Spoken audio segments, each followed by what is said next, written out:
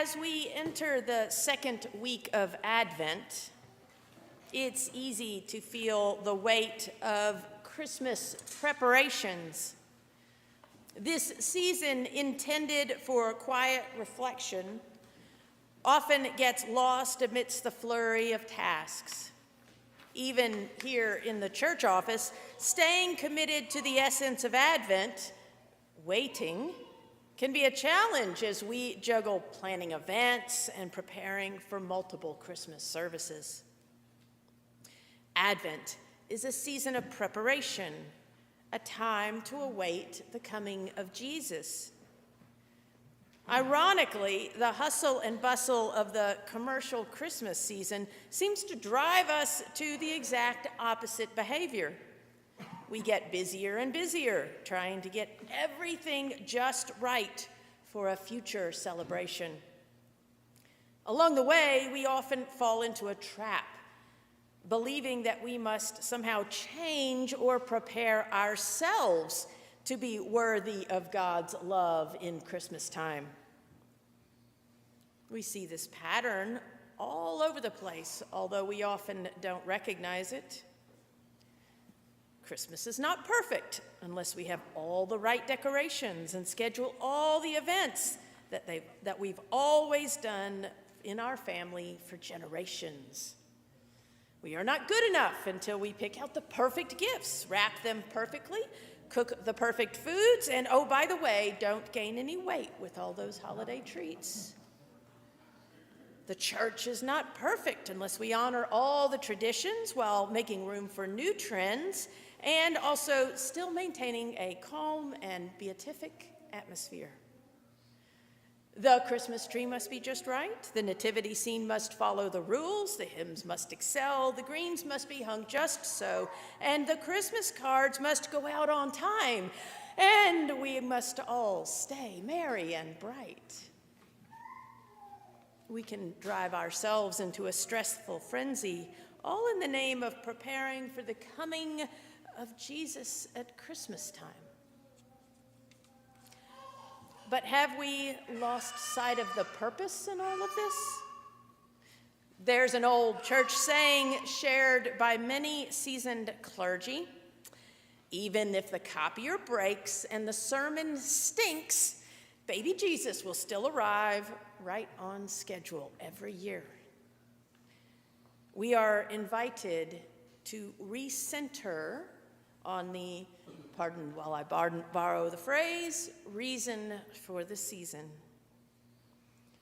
Traditions should ground us, not oppress us. Family gatherings should nurture relationships, not breed stress.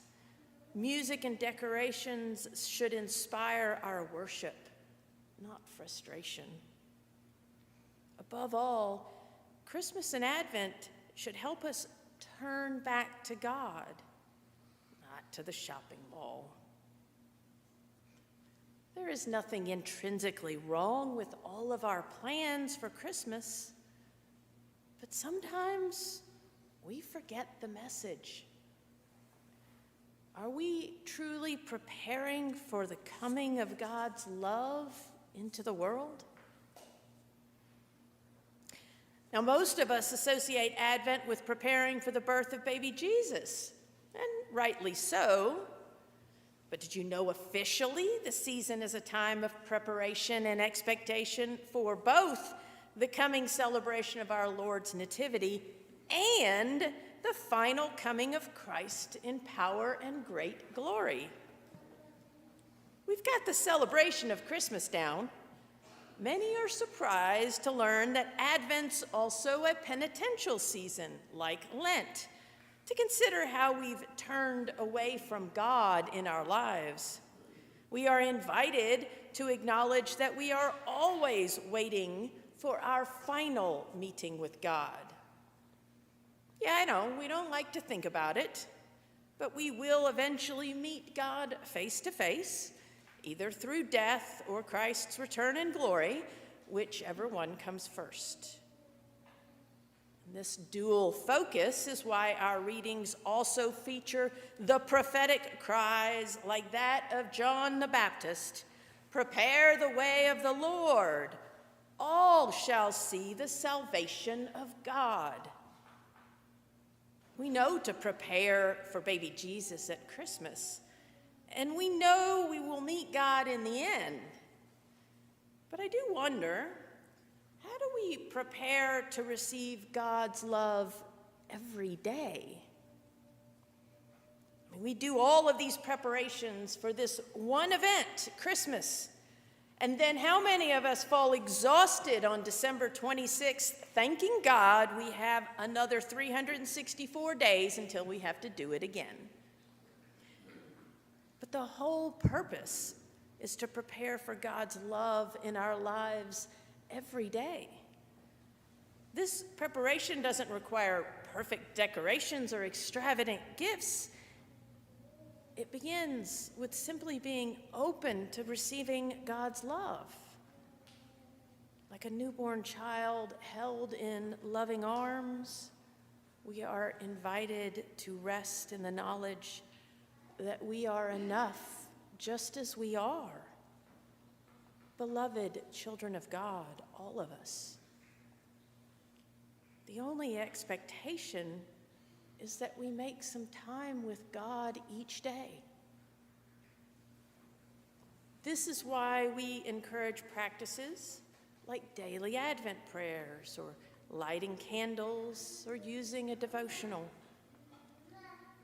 These small acts help us to pause, reflect, and draw near to God. Imagine how our celebrations might change if our primary preparation was to receive God's love and extend it to others. When we prepare to receive and share God's love, now what do we buy? What do we cook? And who do we feed? When we prepare to receive and share God's love, what traditions guide our celebrations? How do we decorate? What new practices do we start? When we prepare to receive and share God's love, what does the church service look like? What church traditions do we keep up? And how do we tell the world in new ways of this love?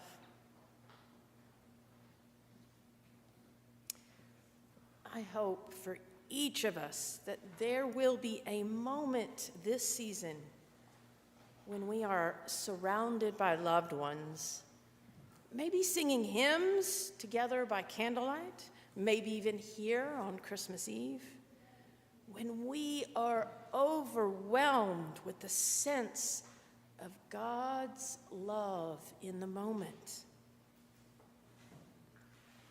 And then I hope we can bring that feeling into every day of the year to come. And I pray we carry that love into every day of the year, letting it guide our decisions as a church, as a community, and as individuals. And in this moment, I ask you to practice that feeling a little. To simply sit still for a moment. To close your eyes and breathe. Maybe uncross your arms and relax your shoulders. Relax and absorb the words of Luke.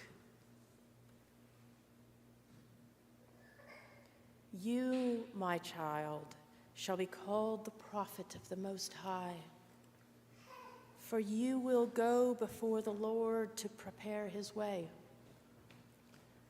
to give his people knowledge of salvation by the forgiveness of their sins. In the tender compassion of our God, the dawn from on high shall break upon us, to shine on those who dwell in darkness and in the shadow of death, and to guide our feet into the way of peace.